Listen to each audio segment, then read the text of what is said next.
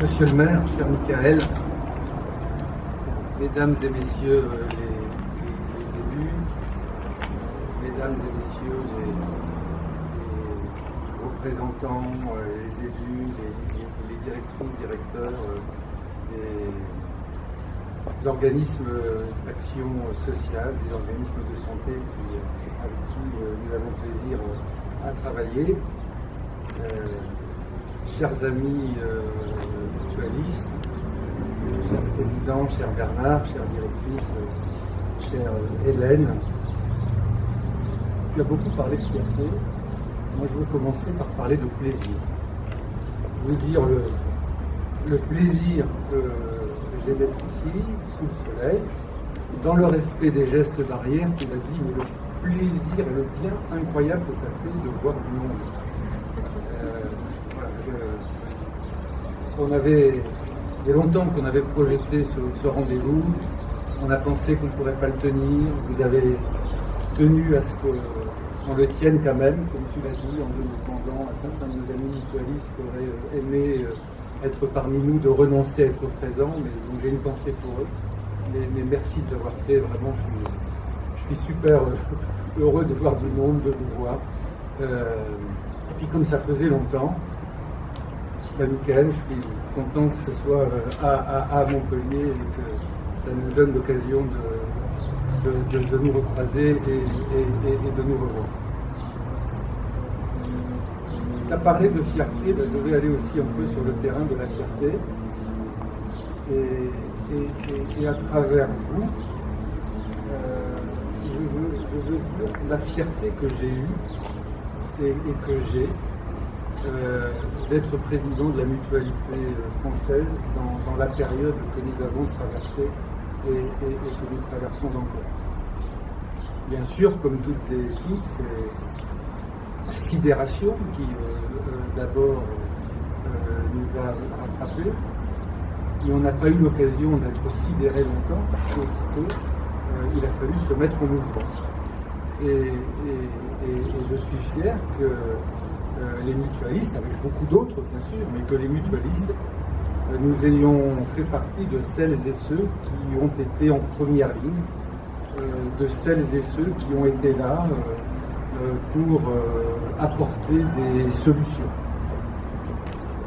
Nous avons, à travers nos 2800 établissements, services de soins et d'accompagnement, partout sur le territoire, nous avons pris en charge les malades atteints du Covid. Ici, très concrètement, je crois qu'à la demande de l'ARS, dans notre établissement de soins de suite et de réadaptation à la Grande Motte, dès le mois d'avril dernier, nous organisions une cellule, une structure, une unité Covid pour pouvoir accueillir un certain nombre de personnes hospitalisées à Montpellier qui sortaient de réanimation. Donc nous avons su répondre aux sollicitations des ARS et nous inscrire dans le dispositif pour soigner. Nous avons su, dès les premiers jours, et manifestement ce n'était pas tout à fait la priorité dans notre pays, nous avons su prendre soin de nos aînés dans nos EHPAD. Alors peut-être avons-nous eu une part de chance, mais on a su dans les EHPAD mutualistes trouver des solutions. Les personnels ont été extraordinaires pour inventer, pour essayer de maintenir le lien avec les familles quand les visites n'étaient pas possibles. On a su prendre toutes les mesures sanitaires qui étaient nécessaires pour pouvoir faire en sorte que nos personnes âgées, vieillissantes, dépendantes puissent vivre le moins mal possible cette période. Nous avons su soutenir les personnes âgées, fragiles, notamment au domicile. Et c'était pas simple. Je sais qu'ici dans la région, notamment à travers les SIAD, je crois, on a été très présents sur ces sujets. Nous avons su dans nos crèches accueillir des jeunes enfants pour que les soignants, pour que toutes celles et ceux qui devaient en première ligne puissent être au front, j'allais dire, pour être au soutien de nos concitoyens les plus fragiles. Ce que vous ne savez peut-être pas non plus, c'est que dans les mutuelles, nous avions des personnels qui se retrouvaient, là je parle des mutuelles sur le côté assurance santé. Du jour au lendemain, il n'y avait plus personne à l'accueil, etc. On a tout de suite repositionné nos personnels, d'abord en télétravail, naturellement, mais surtout, les personnels, les militants ont passé des milliers, des dizaines de milliers d'appels de solidarité, d'appels de soutien à des personnes âgées qui étaient isolées. On s'est battu auprès des pouvoirs publics et on a été entendu pour que les droits des plus fragiles n'arrivent pas à leur terme. C'était notamment les bénéficiaires d'un dispositif qu'on appelle la complémentaire santé solidaire. On était en train de migrer entre deux dispositifs, la CMUC, la CS, la CSS. On a fait en sorte que les droits soient maintenus pour qu'il n'y ait pas de rupture de droits pour les plus fragiles. Et on a fait tout simplement notre métier, notre travail, ce qu'on devait faire. On a maintenu nos garanties pour des personnes qui se trouvaient privées d'emploi. On est venu au soutien des entreprises qui étaient en difficulté, qui ne pouvaient plus payer leurs primes, mais on a quand même tenu à ce que naturellement les cotisations, les prestations continuent d'être versées. C'était notre responsabilité, mais nous l'avons fait. Et je veux en remercier naturellement toutes celles et tous ceux qui font la mutualité, je pense en premier lieu à nos milliers de collaborateurs, naturellement à nos militants également. On a beaucoup innové aussi dans la période. Je pourrais parler comme d'autres. Mais la télémédecine, par exemple, a fait un bond tout à fait extraordinaire et on était au premier rang de celles et ceux qui ont innové.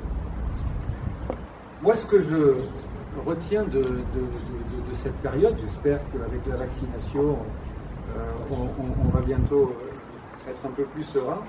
Ce que je retiens de cette période, c'est qu'il faut se souvenir que, alors que nous avons été rattrapés par surprise par cette Covid, à bien des égards, on avait un système de santé qui était au bord de l'implosion.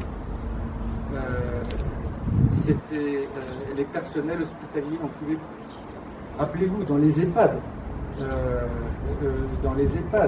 les mois précédents, là aussi, les personnels avaient dit leur fatigue, leur épuisement,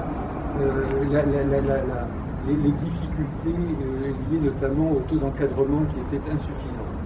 Le système était au bord de l'implosion, mais il a tenu. Il a tenu parce que les femmes et les hommes qui font ce système ont su s'organiser, ont su inventer, ont su coopérer, ont su à certains moments, c'est arrivé, s'extraire des règles, des procédures, des processus qui parfois enferment. Et moi, ce que j'ai envie de retenir, c'est que cette période, elle a aussi révélé le potentiel de créativité, d'adaptabilité, d'engagement des acteurs et des territoires. Des acteurs et des territoires, naturellement, avec le soutien des services de l'État. Mais c'est une conviction que nous, les mutualistes, nous portons. Moi, je la porte avec plus de force encore après ce que nous venons de vivre. Je crois qu'il faut faire plus que nous ne le faisons dans notre pays, le pari de l'intelligence des acteurs et des territoires. Et c'est une grande leçon, pour nous. Quelques mots sur la mutualité française au Grand Sud. Tu l'as dit, Bernard, 5 départements réunis au terme de 3 fusions. Je veux, chers amis mutualistes, saluer votre action. Parce que vous avez donné un sens concret au terme mutualisation, mutualiser. Quand on mutualise, on est plus fort. Et vous avez su dépasser, alors comment on le dit des fois, les organismes d'organisation, les patriotismes de territoire, pour créer un ensemble plus grand, pour créer un ensemble plus puissant. Mais ce qui est très important pour moi, c'est que vous avez su gagner en taille sans perdre en proximité.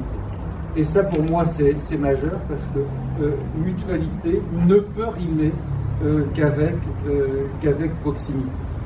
Et comme tu l'as dit Bernard, la force de la mutualité, c'est son ancrage territorial. C'est sa capacité à être au plus près des populations pour essayer de comprendre les besoins, de les saisir et d'apporter des réponses avec nos savoir-faire.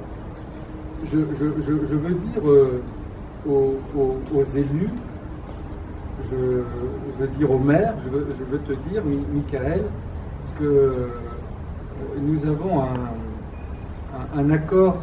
Nous travaillons de plus en plus avec les territoires, avec les collectivités locales. Nous avons un beau partenariat, notamment avec l'Association des maires de France. Et on a publié il y a quelques semaines, c'était à l'occasion du Congrès des maires de France, un congrès en distanciel, comme on dit.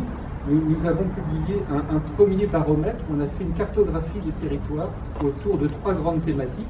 L'accès aux soins, où on voit qu'il y a des disparités territoriales très fortes en fonction de la densité médicale. On avait un deuxième axe sur ce qu'on a appelé l'action sociale. Je ne sais pas si le terme était juste, mais par exemple, on mesure les solutions qui sont proposées, les gardes, par exemple, pour des enfants de moins de 3 ans. Et on se rend compte que là aussi, il y a des diversités territoriales très importantes. On l'a fait aussi sur les personnes âgées.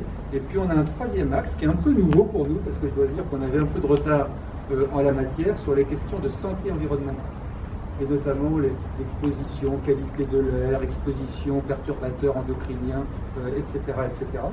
Et cet outil est un outil très important à disposition des mutualistes dans les territoires pour aller à la rencontre, au contact des maires, là aussi pour proposer nos savoir-faire.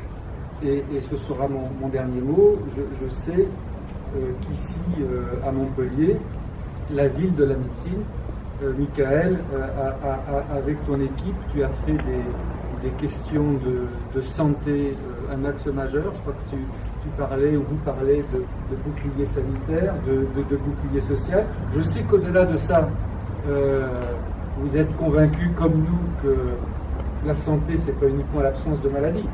Et que quand on parle de santé, finalement, on parle de bien-être. Et je sais que vous êtes tendu vers une ville de la santé et du bien-être. Je sais le projet important que vous avez initié pour structurer une filière économique de la santé autour de Metz-Vallée, je crois.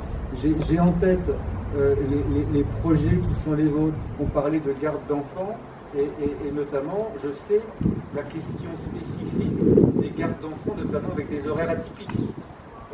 Ce sont des sujets avec d'autres, on n'est pas les seuls, mais ce sont des sujets sur lesquels on a une expérience. D'ailleurs, c'est le hasard des calendriers, mais hier, Adrien Taquet, le secrétaire d'État à l'enfance, vous chargeait d'une mission pour produire, à partir des expériences mutualistes, un guide à destination de l'ensemble des élus sur le territoire. Donc nous avons des savoir-faire, nous sommes disponibles, et si nous pouvons aider les organismes de protection sociale, l'ARS, les élus régionaux, départementaux, locaux, à bâtir des dispositifs qui rendront l'accès aux soins, l'accompagnement possible pour le plus grand nombre à des tarifs accessibles, eh bien, nous sommes disponibles et nous sommes prêts à travailler avec vous tous et vous tous.